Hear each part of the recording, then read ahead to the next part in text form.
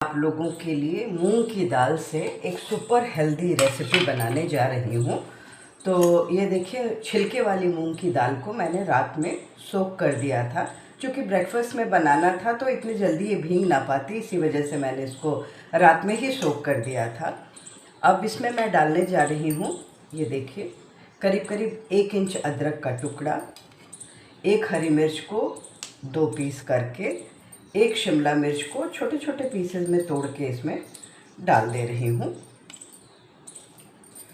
अब मैं क्या करने जा रही हूँ, सारी चीज़ों को मिक्सी में पीस लूँगी और पीस के इस बैटर को रेस्ट के लिए छोड़ दूँगी। 1 बूंद पानी डाले भी देखिए मेरी दाल कितनी बढ़िया पिस के तैयार हुई है। अब मैं इसको थोड़ी देर रेस्ट के लिए छोड़ने जा रही हूँ और इसके लिए एक अच्छा सा डो बनाने जा रही हूँ। तो अब इस नाश्ते के लिए मैं एक डो बनाने जा रही हूँ। तो सबसे पहले देखिए, ये मेरा मेजरिंग कप का ½ कप का मेजर है। इससे मैं लेवल्ड ½ कप गेहूं का आटा डाल रही हूँ और इतना ही मैं सूजी भी डालूँगी। ये देखिएगा आप,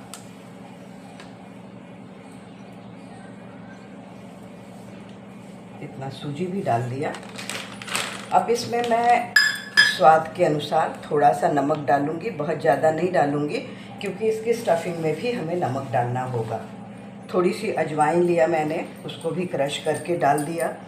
कलर के लिए ज़रा सी हल्दी डालूँगी, जिससे ये थोड़ा देखने में ब्लैक ब्लैक सा ना लगे। और थोड़ा सा इस चम्मच से आप देखिएगा 2 चम्मच मैंने मस्टर्ड ऑयल डाला है। आप कोई भी ऑयल जो आपको पसंद हो वो यूज़ कर सकती हैं। तो पहले तो सारी चीज़ों को खूब अच्छी तरह से मिक्स कर लीजिए। अब आप क्या करना है, आपको एक अच्छा इसका चिकना सा डो बनाना है। तो मैंने जो दाल पीसा था मिक्सी में, वो पानी बच गया है, इसको भी मैं वेस्ट नहीं करूँगी, इससे थोड़ा ये खस्ता ही हो जाएगा। तो पहले मैं इस पानी का इस्तेमाल करूँगी, सारा ही पानी डल जाएगा।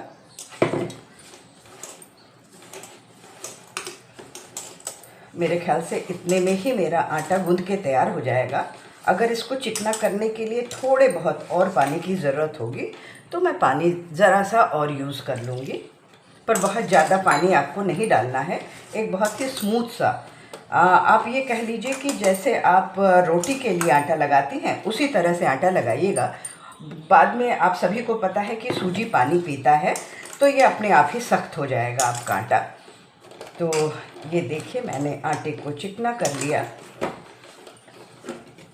कोई भी आपको प्रिपरेशन बनानी हो, आटे को गूंथने के तुरंत बाद कभी मत इस्तेमाल करिए, क्योंकि होता क्या है कि आटा जब थोड़ा रेस्ट करता है और पानी को एब्जॉर्ब कर लेता है तो उससे बनने वाली चीज़ें बड़ी चिकनी और स्मूथ बनती हैं।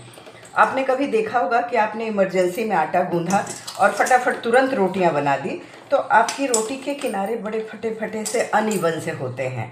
तो उस चीज़ को अवॉइड करने के लिए आपको क्या करना है, आटे को आप 10-15 मिनट पहले गूंद के रख दीजिए, फिर इस्तेमाल करिए। तो देखिए कितना सुंदर आपका नाश्ता या खाना बनके तैयार होता है। तो ये देखिए मेरा आटा गूंद गया। अब मैं इसको ढक के 15 मिनट के लिए रेस्ट करने के लिए, तो सबसे पहले मैं इसमें 2 टीस्पून या बेसन का डाल रही हूँ। इस बेसन के डालने से इसमें बहुत अच्छा फ्लेवर आ जाता है। और साथ में अगर थोड़ी सी बाइंडिंग की प्रॉब्लम हो रही है, आपका ये मूंग की दाल थोड़ी महीन पिस गई है और उसमें पानी ज़्यादा है, तो उसको भी कवर कर लेता है ये। इसको मिला दिया मैंने। अब इसमें मैं डालने जा रही हूँ, ये देखिए, थोड़ी सी अजवाइन, बहुत थोड़ा सा नमक, क्योंकि नमक मैंने उसमें बैटर में भी डाल रखा है।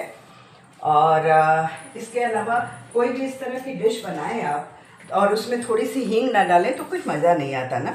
तो मैं थोड़ी सी हींग भी डालने जा रही हूँ, ज़्यादा नहीं, 1 चुटकी डालूँगी। इसके बाद मैंने कुछ सब्जियां काट रखी हैं, वो मैं आपको दिखाती हूँ। ये देखिए, ये है प्याज, ये है हरी धनिया, इसमें सारा डाल देती हूँ।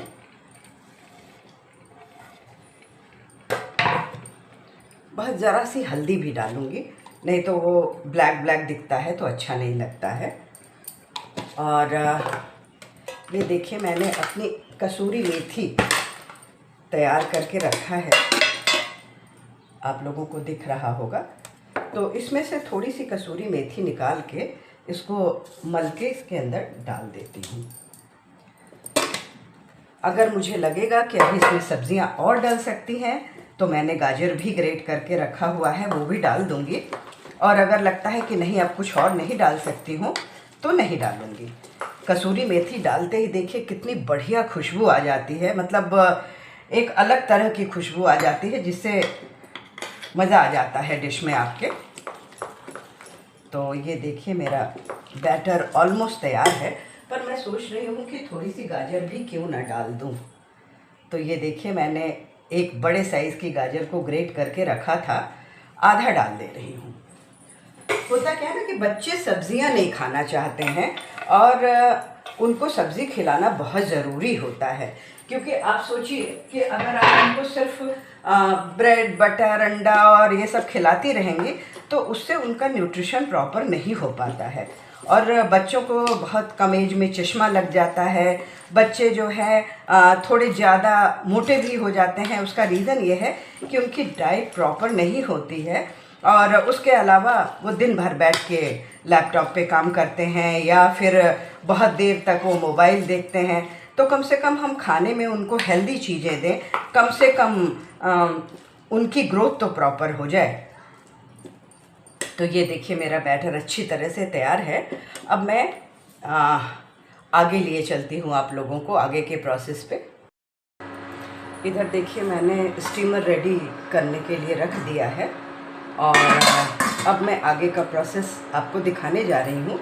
इसी बीच में मेरा स्टीमर भी तैयार हो जाएगा, पानी उबलना शुरू हो जाएगा।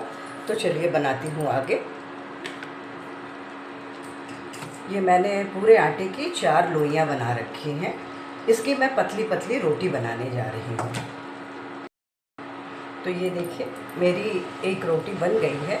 इसकी थिकनेस आपको बिल्कुल उतनी ही रखनी है जितनी कि आपकी रोटी की होती है। मैं चारों बेल के फिर आपको दिखाती हूँ। तो ये देखिए पहला पीस मैंने इसके अंदर डाल दिया और इसको देती हूँ ढक। अब जा रही हूँ मैं सारे पीसेस बना के इसके अंदर डाल दूँगी, फिर आपको दिखाऊँगी। मुझे लगता है एक पीस को और मैं फोल्ड करके और रैप करके दिखा दूँ आपको। तो ये देखिए मैंने इतना सारा बैटर बीचों बीच रखा, इसको अच्छी तरह से पूरे रोटी के ऊपर फैला दिया। थिकनेस बराबर रखिएगा एक चारों तरफ से, कहीं मोटा कहीं पतला करेंगे तो फिर दिक्कत होगी। जहाँ बहुत मोटा होगा वो कच्चा रह जाएगा और जहाँ पतला होगा तो वो तो ऑटोमेटिकली ही सिक पक जाएगा।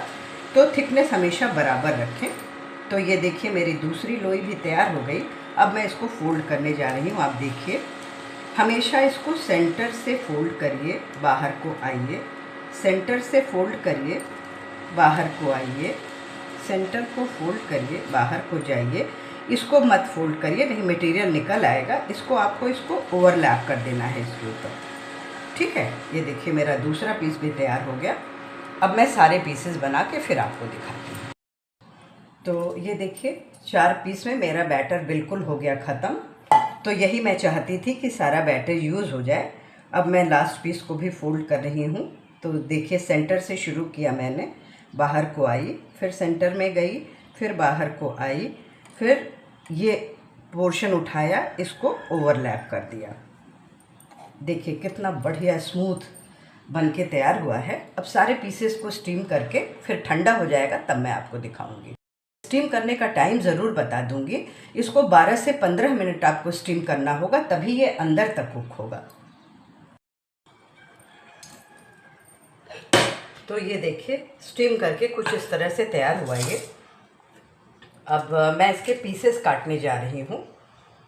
तो मैं थोड़ा सा इसको स्लांट करके काटने जा रही हूँ। आप चाहें तो सीधा सीधा भी काट सकती हैं।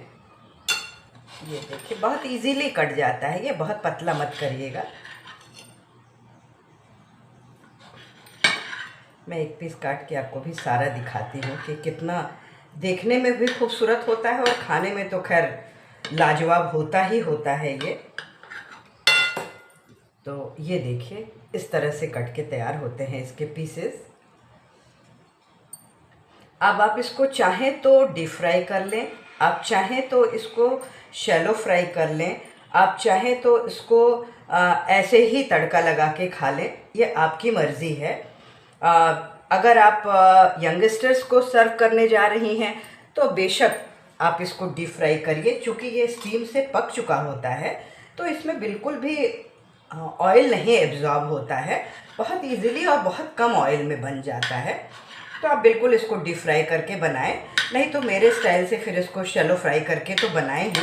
अभी मैं जब नाश्ता करने जाऊंगी तो मैं इसको शैलो फ्राई करके खाऊंगी और मैं फिर आपको एक बार इसको दिखाऊंगी। फिर से दिखा दूं मैं सारे पीसेस, देखिए कितने अच्छे पीसेस कट के तैयार हुए हैं। तो चलिए आगे अभी दिखाती हूँ थोड़ी देर बाद। ये साइड के पीसेस जो बच जाते हैं ये भी बेकार नहीं होते हैं। जैसे मान लीजिए आपके यहाँ अचानक कोई मेहमान आ गया और आपने आलू मटर टमाटर की ग्रेवी बनाई और इसमें इसको फ्राई करके हल्का सा डाल दिया, तो लोग एक बार आपसे पूछेंगे ज़रूर कि ये तुमने सब्ज़ी में और क्या मिला रखा है। तो चलिए आप भी बनाइए, खाइए और एंजॉय करिए, इस सब्ज़ी को भी एंजॉय करिए। तो अभी मिलती हूँ थोड़ी देर के बाद जब मैं इसको फ्राई करूँगी। इस कटे हुए नाश्ते को मैं दो तरह से फ्राई करने जा रही हूँ। एक तो आप इसको ब्रेकफास्ट में कैसे यूज़ करेंगे और दूसरा तरीका ये होगा कि आप इसको डिनर में कैसे खाएंगे। मैं तो फ़िलहाल आज इसको डिनर में खाने वाली हूँ, पर दोनों स्टाइल से इसको फ्राई करके मैं आपको दिखाने जा रही हूँ। तो सबसे पहले पैन में थोड़ा सा तेल डाल दीजिए, बहुत ज़्यादा मत डालिएगा। ये देखिए हमने थोड़ा सा ज़ीरा डाला, थोड़ी सी पीली सरसों डाली, थोड़ा सा हींग भी डाल दे रही हूँ क्योंकि इस तरह के नाश्ते में हींग से बहुत अच्छी खुशबू आ जाती है। ये डाल दिया मैंने। अब ये करीब करीब भुन गया है तो मैं इसमें 2 स्टिक करी पत्ते की डाल रही हूँ। ये करी पत्ता मैंने घर में ही तोड़ के ड्राई रोस्ट करके रखा हुआ है, फैन के अंदर सुखाया था इसको। तो ये इसमें ज़्यादा पानी चिटकने वाला जो झंझट है वो नहीं होता है, इसीलिए मैंने इसको सुखा के रख लिया था।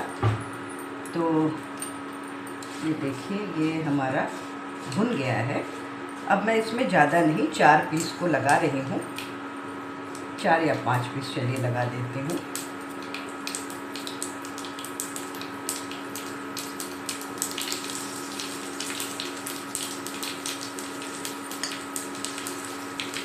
इसको आंच को थोड़ा कम कर दीजिए और खूब अच्छा गोल्डन फ्राई हो जाने दीजिए। चलिए 1 पीस और डाल देती हूँ, जगह है इस वजह से 1 पीस और डाल देना ही बेहतर होगा।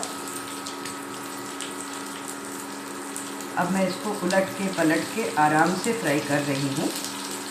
ये देखिए एक साइड में मैंने इसको पलट लिया, क्योंकि ये स्टीम्ड होता है ना तो ये बहुत बढ़िया से बन जाता है।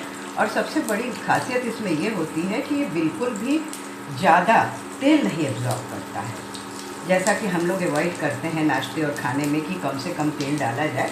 तो इसके हिसाब से भी ये रेसिपी परफेक्ट है। दूसरे आप देखिए जितनी सब्जियां मैंने इसमें डाल रखी है, तो इस हिसाब से अगर देखा जाए तो ये एक फुल मील है। आप इसमें देखिए दाल भी है, सब्ज़ी भी है और आपका आटा भी है, आटा और सूजी भी है। तो देखिए तो ये फुल मील है। आप इसको लंच डिनर ब्रेकफास्ट कभी भी एंजॉय कर सकती हैं और स्वाद तो लाजवाब होता ही है। इस बारे में तो मैं आपको क्या ही बताऊं। ये जब आप बनाएंगी खाएंगी ना तभी आपको सही अंदाज़ा लगेगा कि ये रेसिपी कितनी। तो ये देखिए एक डिश मेरी तैयार है बिल्कुल सर्व करने के लिए। और जब तक आप इसको खाएंगे नहीं ना तब तक आपको इसके स्वाद का अंदाज़ा नहीं मिलेगा। तो चलिए बनाइए और खाइए। अब अपना दूसरा डिश में बनाने